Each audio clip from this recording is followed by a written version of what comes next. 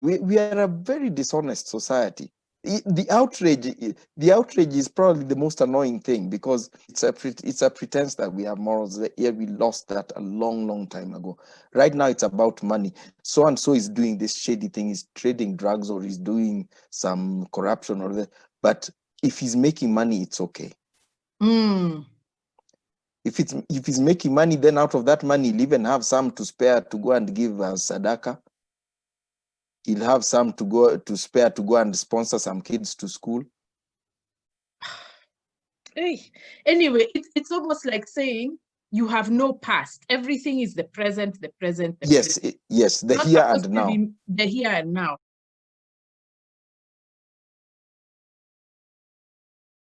Which now brings me to what we were talking about work, because last time you talked about reaching a point in your career where money is not the fulfillment you want. You want to engage ideas, you want to talk to the next generation and interact. So I don't know if you can talk more about that, because the impression would be that you have a fat bank account and you don't care.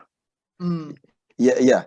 And that's sadly how probably most people would interpret that it's a financial state. It's not a psychological or intellectual state. And obviously finances have a part to play with it, play in it. That I need to have a home, I need to have food to eat, I need to be able to take care of my kids and that kind of thing. But we have to have what maybe it's close to the self-actualization. Self-actualization is not a bad thing. It's just a bad thing when it's material self-actualization. When it's mental and psychological, it's a very comfortable place where, as a scholar, now you can explore certain ideas without fearing somebody questioning or shooting it down, because you know better than you've studied enough to know, to have all the underpinnings right. So I think it's important that we aspire to that. And it's not, I'm not just talking about scholarship.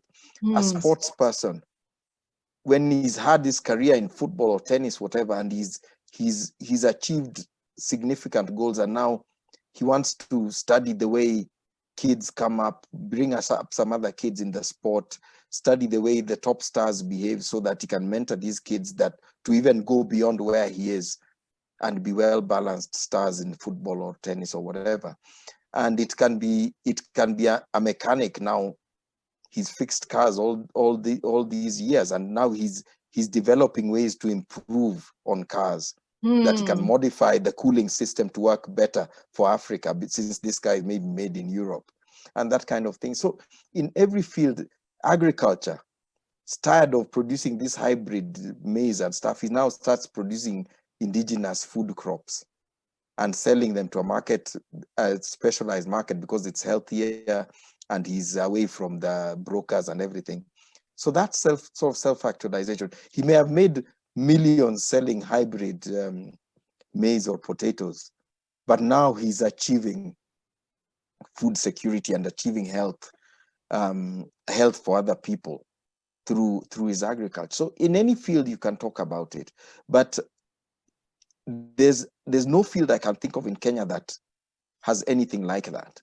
I've seen documents that are passed around on this COVID. That's the way, like the whole COVID crisis has become a cash cow instead of an intellectual and professional challenge to our health sector. I've seen documents showing a COVID patient paying millions, and the admitting doctor is orthopedic surgeon. He's not even a respiratory surgeon. I've seen, and on social media, nurses investing in funeral services as a side hustle. Yes, what is that? What is that? Because you are a health worker and you think, actually, if you do your math, death is the best investment. You know, it's like a contradiction to your own ethos and what you're committed to do. Because if you're committed to heal, why are you also committed to making money from the failure of heal? As in the success of your side hustle is direct there is inversely proportional to the success of your day job. And you'd think a group of nurses might invest in an ambulance to bring to be hired to bring patients from far-flung places, but no, they invest in a hearse. Yeah, and we were discussing it on social media. The majority, about 60% of people, did not see anything wrong with that. That's because we've lost our soul completely. Exactly. You know, people don't realize that when you have contradictions in your soul, in the kind of values you have, then those contradictions spill out to the rest of, including your kids. So people are thinking that it just means I need to padlock my kid, I need to beat her with the Bible. Yeah. But no, your child is picking up on what your spirit is saying. And your spirit is saying that you're willing to compromise. You're willing to do what goes against your own self. Yes, and I think for those of us who have raised or are in the process of raising kids, you realize that everything they learn, it's never what we say. It's what, I don't know if they smell it or sense it or whatever. Yeah, what you say what you say doesn't feature. It's what you do, what they hear you telling other people. He hears how you talk to other people, how you behave with pets or with animals and this kind of, and they pick up on all that. And we keep trying to engineer goodness into our society. That's the reason why even when corruption became the crisis it is in Kenya, what did we do? Instead of jailing corrupt people, we introduced something called IFMIS, an engineering solution. A tech solution. People are actually stealing more under IFMIS than they were when checks used to be written. And there are even some acronyms, people saying IFMIS stands for I found money in the system. because it's sort of this bogeyman. You can actually now steal money and say it's a computer error. And we've heard of this, even budget figures being presented and some crazy thing is presented and they say, oh, that was just a computer error. And we say, okay, that's okay. No, it's not okay. It's because we've created an engineering wall that hides our human failings and frailties, and we still haven't jailed anyone, despite the fact that IFMIS has details of every cent paid to everybody and every account. So like sometimes I even wonder, these parents who are corrupt, what do they go home and say to their kids? Yeah. Work hard. Yes. Yeah. Yeah. Are they actually telling them work hard? Or are they actually telling them you must say the truth?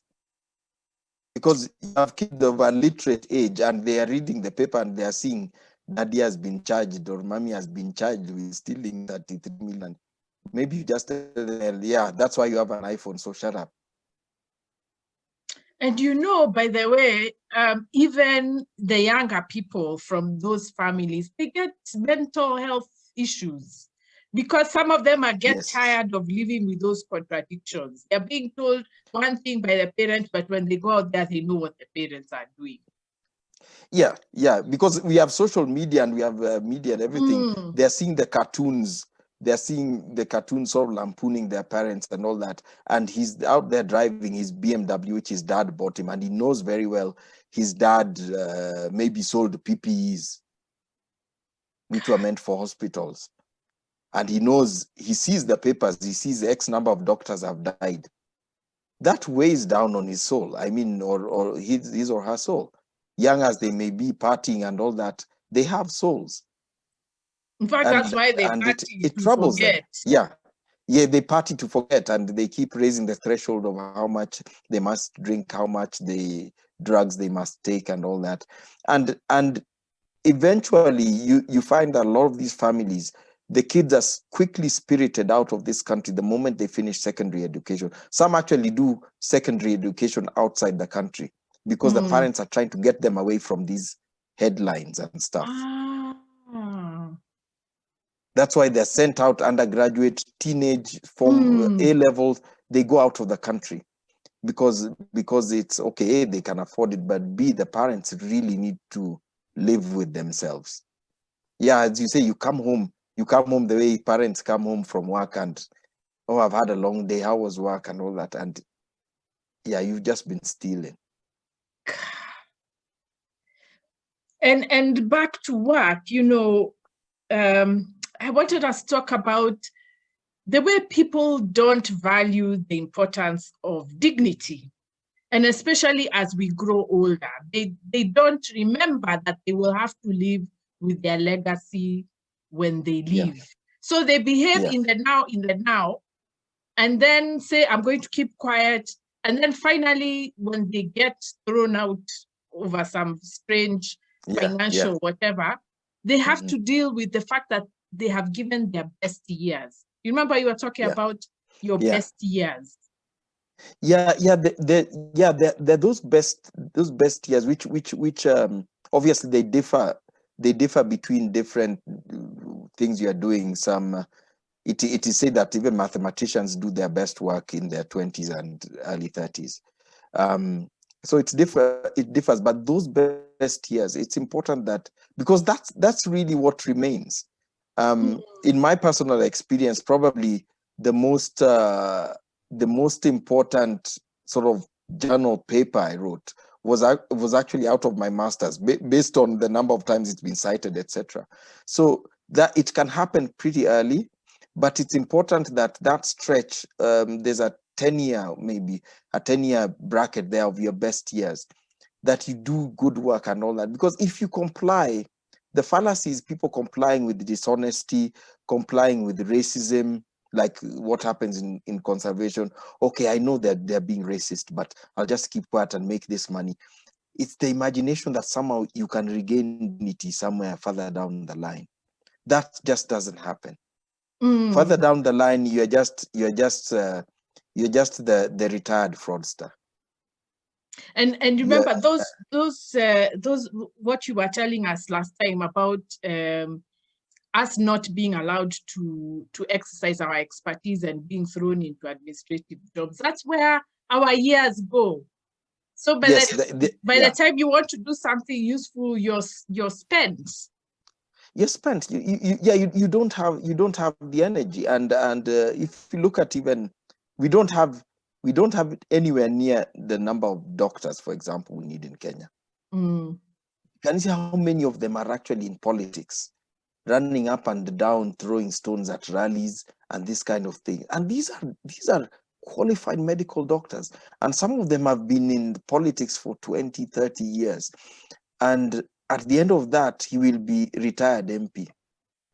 He won't be a retired medic. His contribution or lack thereof will be measured in terms of the politicking, and that's what will be remembered, most of it bad anyway.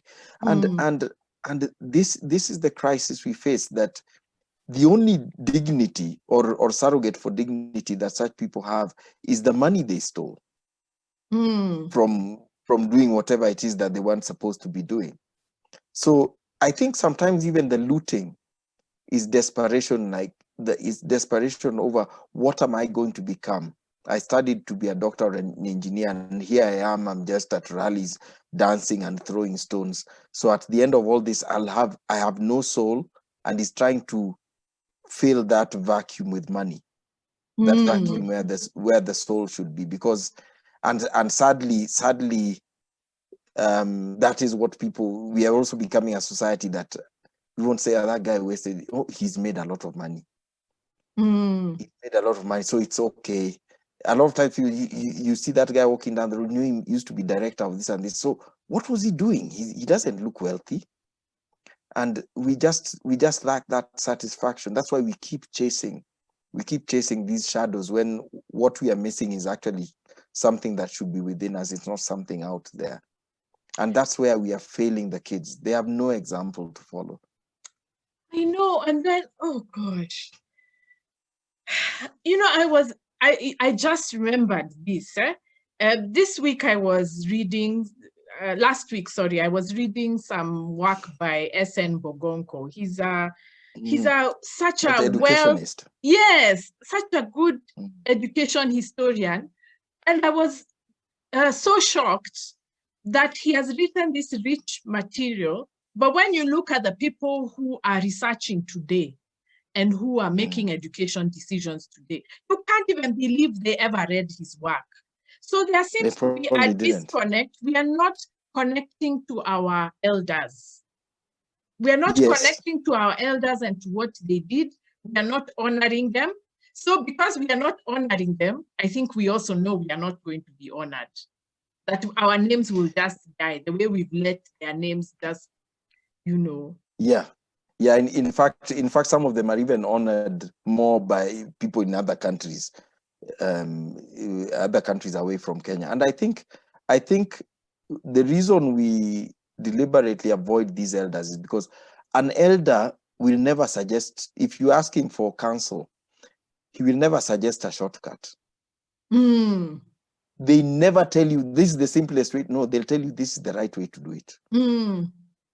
He'll never show you the fastest way to do it, the shortest way to do it. He'll tell you the right way to do it.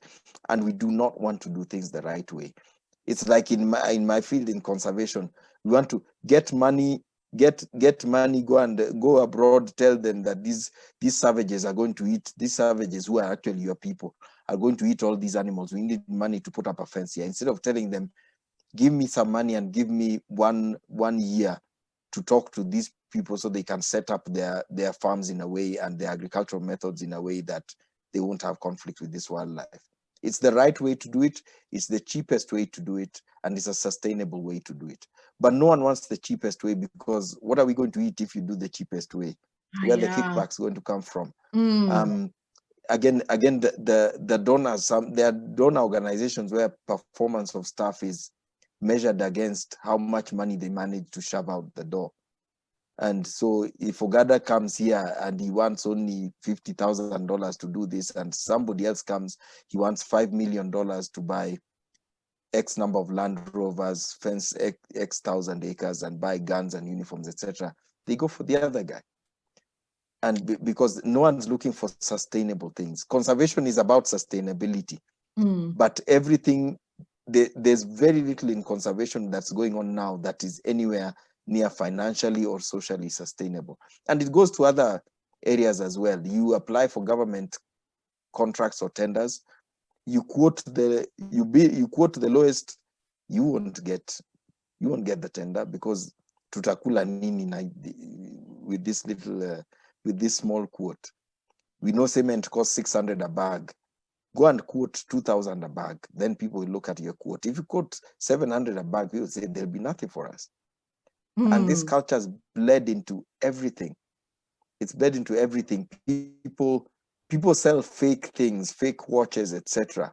And then they balloon the price. Then someone say, okay, if it's 25,000 shillings, it must be a Rolex, genuine one. Which is stupid, because genuine Rolexes don't cost anything less than 150,000. But if you sold that fake one for 5,000, say, no, this is fake. He wants you to sell it for 50,000.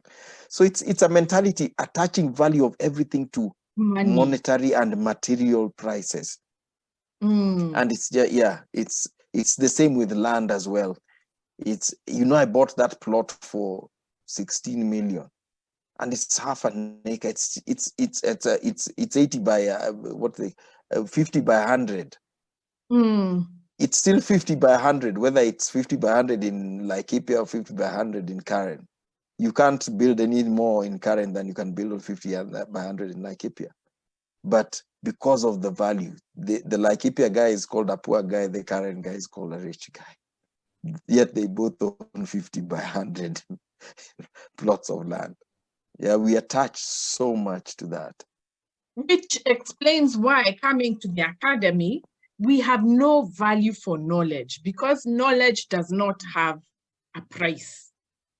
We have tried to commodify it, it's not working, but basically, and that's why we dismiss it. We say, if you're in the university, your value is determined by how much donors can pay for you and what can be paid for. I mean, how can your research be paid for? Have you brought in grants? Oh yeah.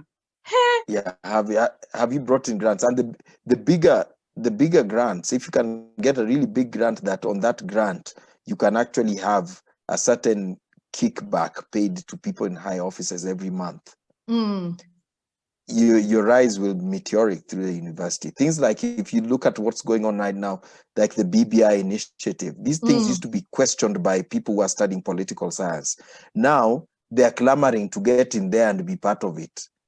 And that kind of thing. So and you come to conservation, Kenyan scholars, they're so happy to be the black face. Because right now there's so much about, there's too many white faces in this.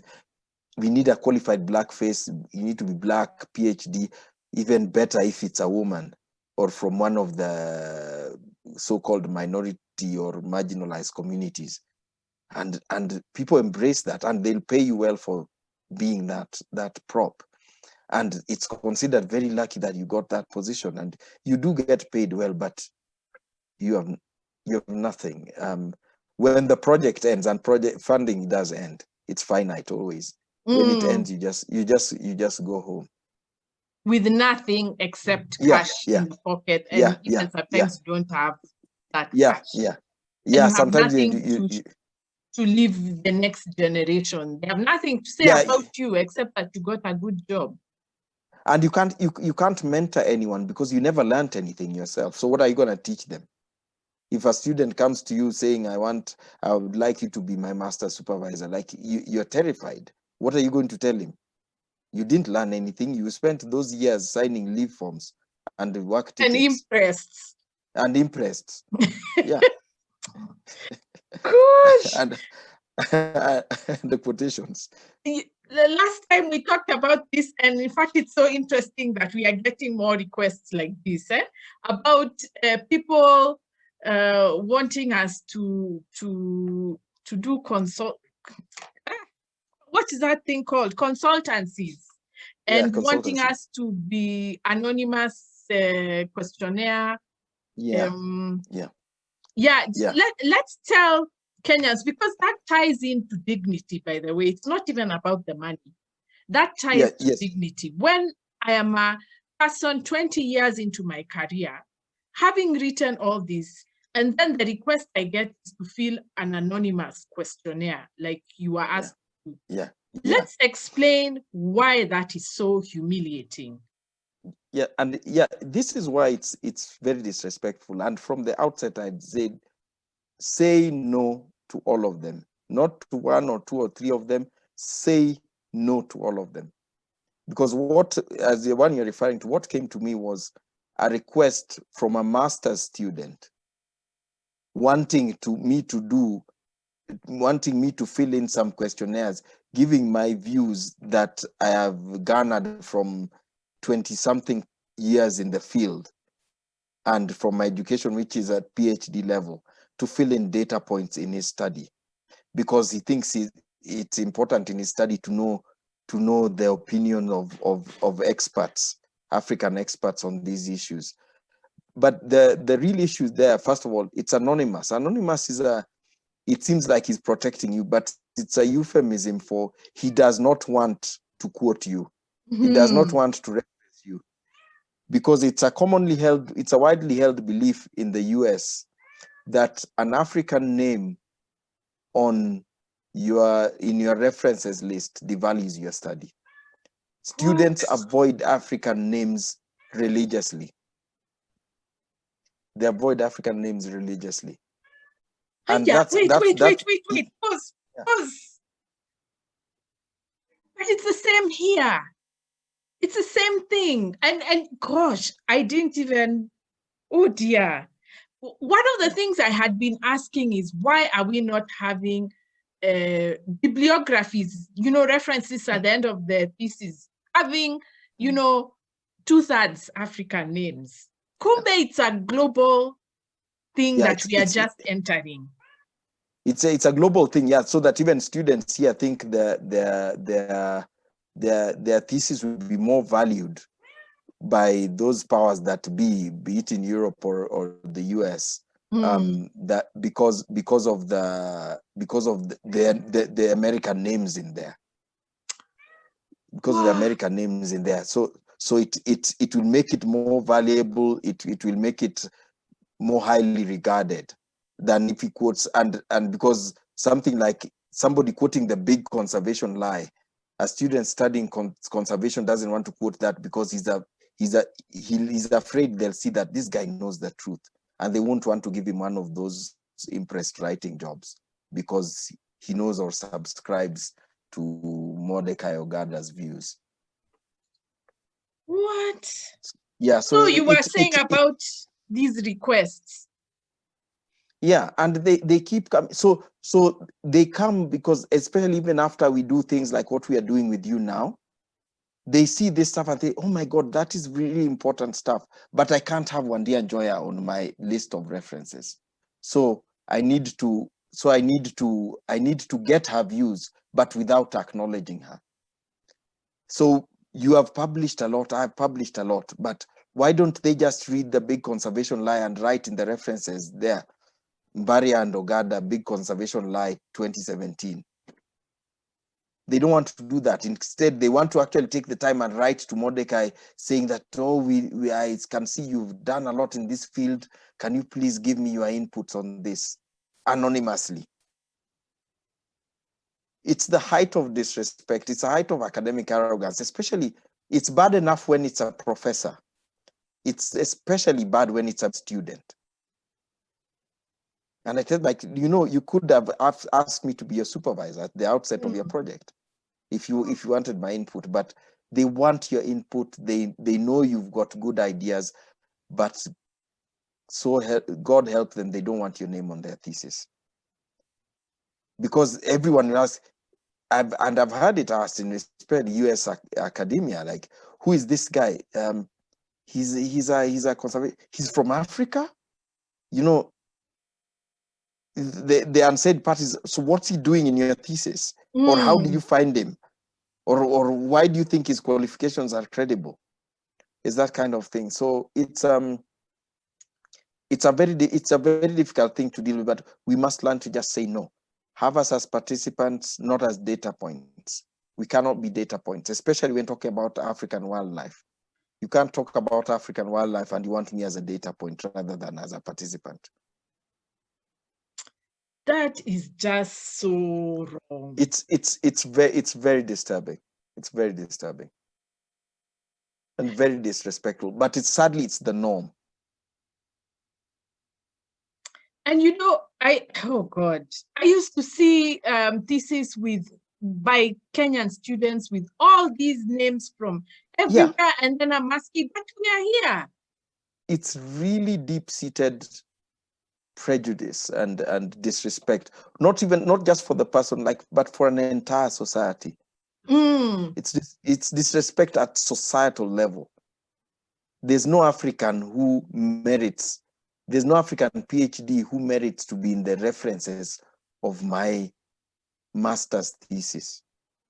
And then you know what? It becomes appropriation, because once you're not cited, it means that the guy can go on saying, I'm the one who came up with this idea, when actually the idea came from elsewhere. It's epistemic arrogance.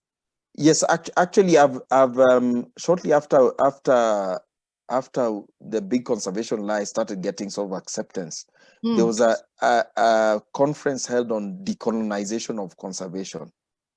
It was held in South Africa by a German scholar and German and Dutch scholar. They convened it. I submitted an abstract and they didn't accept it. Yet it's basically, what they were saying is basically based on my writings. Back then, no one had written anything like that. It was 2017 late. Wow. And then maybe we can also talk about the theft of ideas through workshops, these interviews. Zoom meetings. Zoom meetings are the arena of theft of ideas. Because in a conference, you sort of know who you talked to. You don't know who you talked to, who you shared ideas with. Even if you gave a presentation, what you had given is what you had prepared for the public domain. In Zoom meetings, we talk, what I'm thinking about. Someone said that, and I think that's a bad idea. So I tell you, no, I don't think that would work. You should do it this way. There's that record function. There's that record function. They get all your ideas. Especially when, I mean, personally, I do not do Zoom meetings when it's planning something.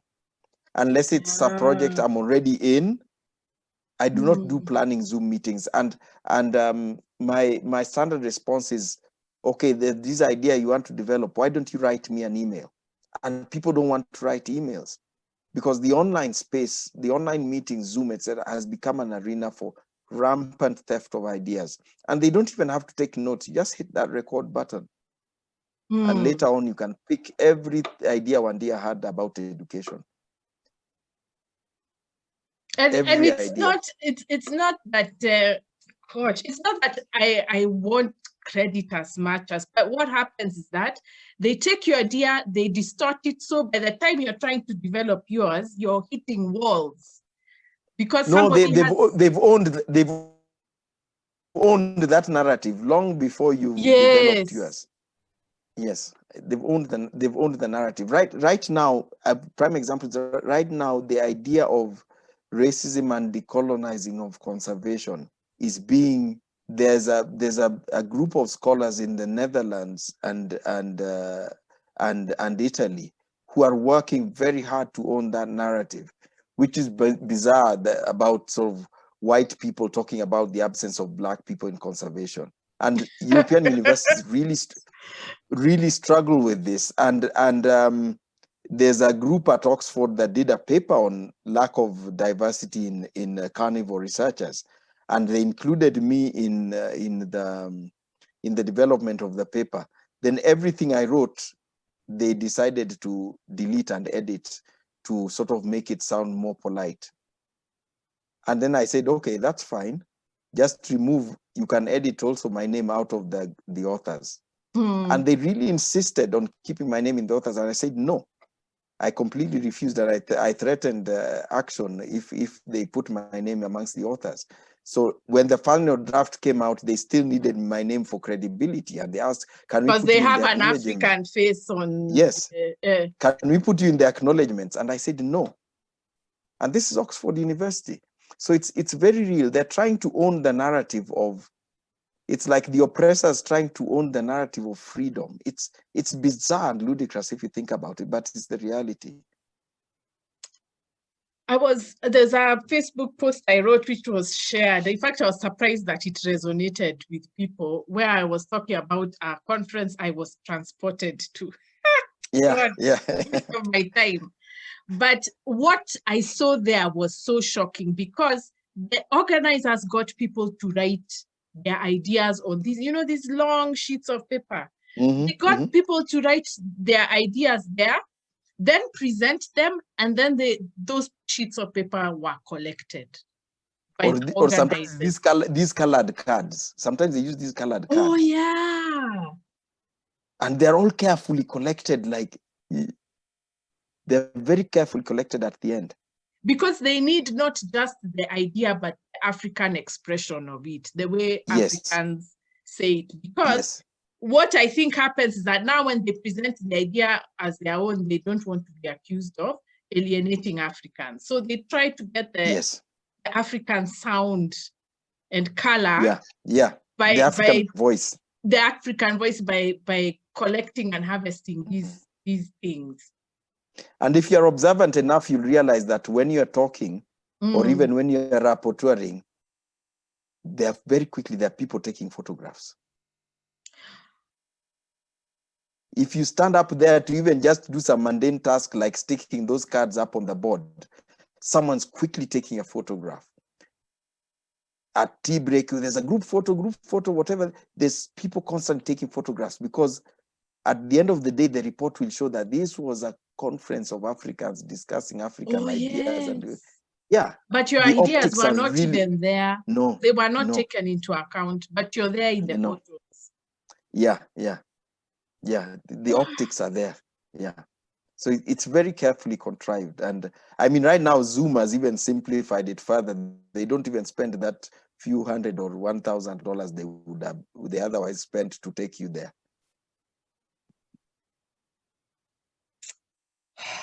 So we must guard our ideas jealously. And right now, I said some time back in a post that as an academic, you don't achieve any level of intellectual freedom until you don't care about publishing.